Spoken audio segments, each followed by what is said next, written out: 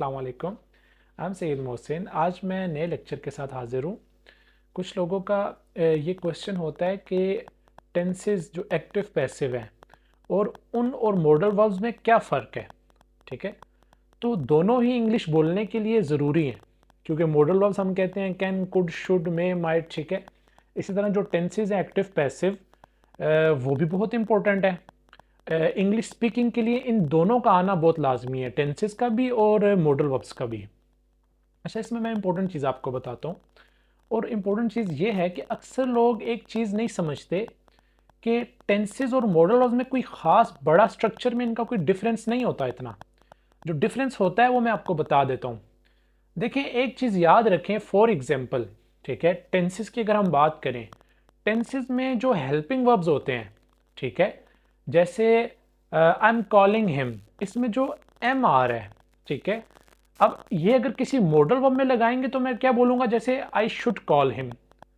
तो देखा जाए, आई अपनी जगह पे है, कॉल भी अपनी जगह पे है, ठीक है, हिम भी अपनी जगह पे है, सही है, लेकिन चेंज कहाँ आ रहा है। टेंसेस में आई एम था, या आई हैव कर लें, या आप आई वॉज कर लें, ठीक है। इसी तरह मॉडल वर्ब में आप आई कैन कर लें, आई शुड कर लें। तो शुड, कैन, कुड, ये चीज़ें चेंज हो रही हैं। टेंसेस में is, am, are, has, have change हो रहा है, लेकिन बाकी चीज़ें तो वही हैं। सब्जेक्ट शुरू में आ रहा है, सब्जेक्ट हम कहते हैं काम करने वाले को, ठीक है। कॉल जो है वो वर्ब का जो एक्शन है जुमले में। इसी तरह जो लास्ट में हिम आ रहा है वो टेंसेस में भी आ रहा था, यहाँ भी आ रहा है। तो कहने का क्या मकसद है, ये चीज़ जहन में रखें आप, जो फ़र्क आता है वो हेल्पिंग वर्ब होते हैं टेंसेस में, और मॉडल वर्ब जो एडवांस्ड इंग्लिश है उसमें हेल्पिंग वर्ब की जगह कैन, कुड, शुड मतलब मॉडल वर्ब आ जाते हैं। मतलब जो काम टेंसेस में is, am, are, has been, have been, was, were, will, shall कर रहे होते हैं, मॉडल वर्ब में वही काम आपके जो है ना कैन, कुड, शुड, मैं आपको आसान लफ्ज़ों में बता रहा हूँ। अदरवाइज आपको इनके और भी बहुत सारे नाम मिल जाते हैं, लेकिन आसान इंग्लिश में, मतलब आपको समझने के लिए ये चीज़ आना लाजमी है कि बाकी स्ट्रक्चर सेम होता है, फ़र्क ये होता है। अच्छा, बड़ा फ़र्क क्या होता है वो मैं आपको बता देता हूँ। इतना बड़ा फ़र्क नहीं होता। जैसे पैसिव टेंसेस में हमने ये सीखा है, टेंसेस की बात कर रहा हूँ, कि ऑब्जेक्ट शुरू में आ जाता है, वर्ब की थर्ड फॉर्म लग जाती है। अगर जुमले में काम करने वाला सब्जेक्ट मौजूद है तो वो एक्टिव है, लेकिन अगर सब्जेक्ट मौजूद नहीं है तो वो पैसिव है। बिल्कुल ठीक बात है। तो जब मॉडल वर्ब के पैसिव बनते हैं, लोग कंफ्यूज हो जाते हैं कि भाई मॉडल वर्ब के भी पैसिव होते हैं। अक्सर लोगों का ये रिएक्शन होता है कि अभी तो हम उन पैसिव से जान छोड़ाई है, अब यहाँ भी आ गए हम। तो ये चीज़ जहन में रखें, कोई मुश्किल बात नहीं है, सेम प्रोसीजर है कि यहाँ भी ऑब्जेक्ट शुरू में आ जाएगा, वर्ब की थर्ड फॉर्म यहाँ भी लगेगी। यहाँ बस एक चीज़ की एडिशन होती है, वो होता है बी, मतलब थर्ड फॉर्म के साथ बी भी आ जाएगा।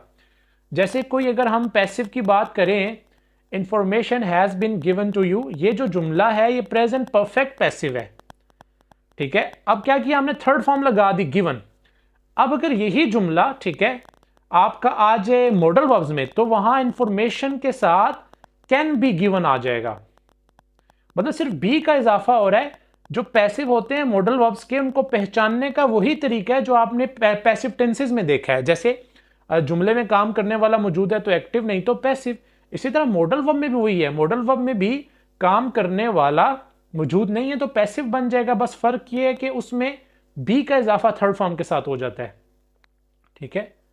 They should be given facilities, उनको सहूलत दी जानी चाहिए, ठीक है। मतलब देने वाला मौजूद नहीं है, उसी तरह ऑब्जेक्ट शुरू में आ गया और बस बी लग गया, बाकी चीज वही है, ठीक है। और अगर ये टेंसेस में होता, जैसे मैं कहता हूं they were given facilities, past indefinite passive बन गया। सिर्फ बी नहीं लग रहा ना टेंसेस में, और मॉडल वर्ब में बी लग रहा है, बाकी प्रोसीजर तो सेम है, ठीक है। तो ये चीज याद रखें, कोई पैसिव जब हम कहते हैं मॉडल वर्ब के पैसिव, तो इसका ये मतलब नहीं होता कि कोई नई चीज आ गई है, पैसिव वही है, बस फर्क ये है कि वो मॉडिफाई हो गया है, ठीक है। एक चीज जो है टेंसेस से मॉडल वर्ब में जब गई, तो एक चीज जो है ना बीच में आ गई बी। ये इसलिए आई, देखें, ताकि लोगों को ये भी तो पता चले कि ये मॉडल वर्ब है, ठीक है। अगर बी ना होता, यहां भी थर्ड फॉर्म सिर्फ लग रही होती, वहां भी, तो फिर दोनों फर्क कैसे करते कि टेंसेस का पैसिव है या मॉडल वर्ब का पैसिव है। तो ये आपकी आसानी के लिए, तो ये चीज़ आपने याद रखनी है। मुश्किल कोई भी बात नहीं है, सिर्फ आपने इन पे फोकस करना है। जो मैंने पहली बात बताई है, कोई भी मतलब हेल्पिंग वर्ब जो है ना टेंसेस के, उनका काम यहां मॉडल वर्ब्स कर रहे हैं, ठीक है। तो ये याद रखना है आपने। तो ये बड़ा इंपॉर्टेंट लेक्चर था, और मतलब अक्सर लोगों का मुझे मैसेज आता था, पूछते थे ये। अब आपको क्लियर हो गया होगा। इसके अलावा भी अगर आपके माइंड में कोई क्वेश्चन है या जो भी, आप मुझसे ना मैसेज करके भी रब्ता कर सकते हैं इंस्टाग्राम पे, कमेंट्स में भी आप जो है ना कमेंट करके पूछ सकते हैं कि कोई इशू है अगर आपको। इसके अलावा इस यूट्यूब चैनल को लाजमी सब्सक्राइब करें। मिलते हैं नेक्स्ट वीडियो में। और अगर आप इंग्लिश लैंग्वेज क्लासेस लेना चाहते हैं तो मैंने डिस्क्रिप्शन में अपना नंबर भी दिया हुआ है। इसके अलावा मैंने अलग अलग एक्टिव, पैसिव, मॉडल वर्ब के लेक्चर वहाँ दिए हुए हैं, ठीक है। अलग अलग करके अलग अलग प्लेलिस्ट बनाई हुई है, वहाँ लिंक पे क्लिक करें और लेक्चर जो है आपको मिल जाएंगे। तो मिलते हैं नेक्स्ट वीडियो में, तब तक के लिए अल्लाह हाफिज़।